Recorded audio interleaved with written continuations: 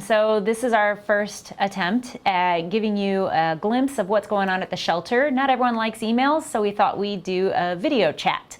So here goes nothing. Might be a little long because we've got a lot to cover.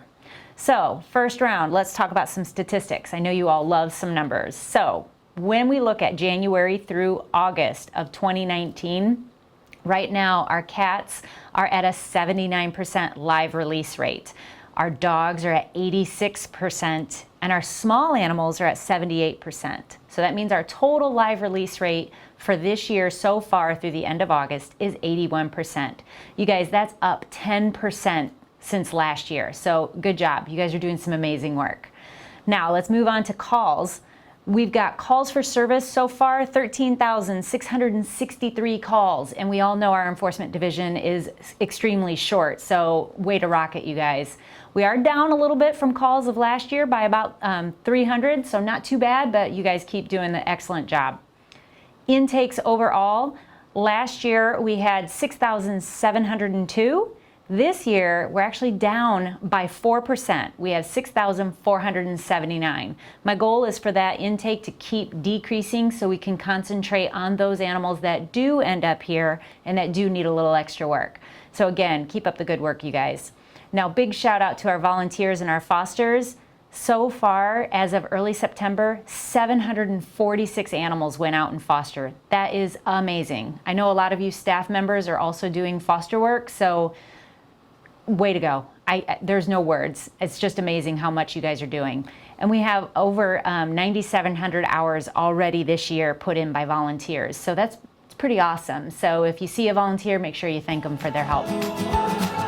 All right, let's move on to current and upcoming projects. Now that triage is over, I bet you were hoping construction's over, right?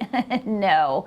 So we're moving on to the courtyard, you guys. We are gonna split our stray courtyard into two. This has been a project that's long overdue. So starting September 16th, we are going to get a wall built, bust in a new door, and male and female ward, whatever we decide to call them in the future, will actually have their own respective areas to rotate animals in and out. That's gonna create some real good efficiencies for our ACS division. So we're excited about it. It's gonna be dirty, it's gonna be long, but we're gonna make it work. Parking lot, October 11th. It sounds like that project's gonna start. So we will be updating you on where you can park and for how long this will be out. I think it's just a 2 to 3 day project, so not too terribly bad, but our sad looking parking lot will look a lot better once it's done. Now, New Haven. I know some of you officers and our dispatchers are a little concerned about us taking this over, but it will be effective October 1st. We're gonna do what we can. We're gonna take it slow. If we can't get to every call right away, we're just gonna take it one call at a time, just like we do in Fort Wayne. So it's gonna be no different. The call volume there isn't huge, but we understand that as they understand we have services available to them, there may be an increase. But good news, guys, once we can justify it, that's gonna make it easier for me to go, hey, City Council, we need more peeps. So be patient, you guys, we're working on it. But again, we'll do amazing work. So one of the other projects that is brand new, not only do our dogs and cats get enrichment, but so do our small animals. Pretty cool setup. Wait till you guys see it. So as promised, part of my goals for 2019 is to take our rules of work, section 1, and make sure that they're all updated. I took 8 of them back in June. Yes, I said June. They have now finally been signed. So I'll be sending out a notice later this week to show you what those updates are. 8 of them were signed by the mayor, and actually 1 was actually deleted because we combined verbiage. So we'll get to those in the email. So if you really want to know what the policies are, I've got hard copies in the office supervisor office in the binder. That's where our main copies are kept. Okay, it's event season for us. September 10th, our animal care teens will start to come in twice a month on the Tuesdays. I think it's the 2nd and the 4th Tuesday of every month throughout the school year. So we'll have some teens coming in, learning all about animal welfare and all the different fields for animal care. We're also going to be hosting Home for Dogs with Coldwell Banker. It's going to be another Adoption Saturday. So in addition to our 2 that we run a month, we're going to have a 3rd one, and it's going to be on September 28th.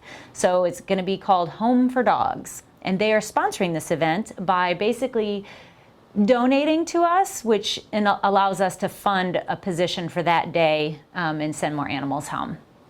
We also have the Halloween, where we're combining the Halloween Pet Parade and our Walk for Animals all in one at Franke Park, and that is going to be held on October 26th.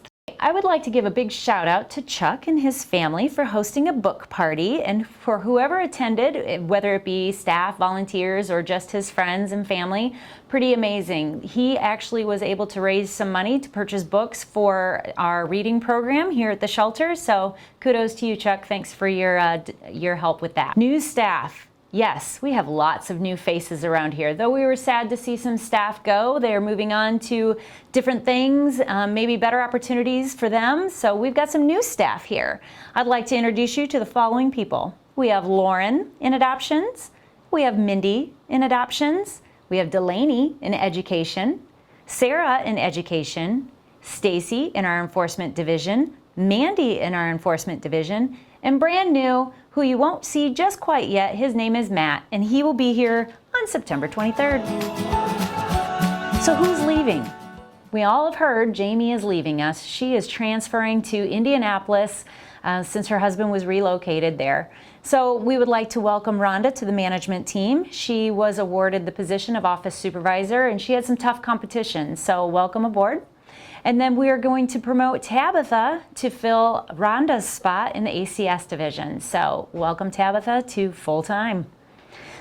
Susan Coe, long-time officer, almost 20 years, you guys. She's leaving us in December. We're sad to see her go, but I can't wait to see how much fun she has in retirement. I'm sure she'll make the best of it. And last but not least, just a little update, Brian Miller, he's still here with us as far as being a city employee up through beginning of October, and we're going to wish him well as he continues to progress in his recouping. We're hoping that we can hopefully make some reasonable accommodations for him in the future and get him back on board. Thanks for tuning in, guys.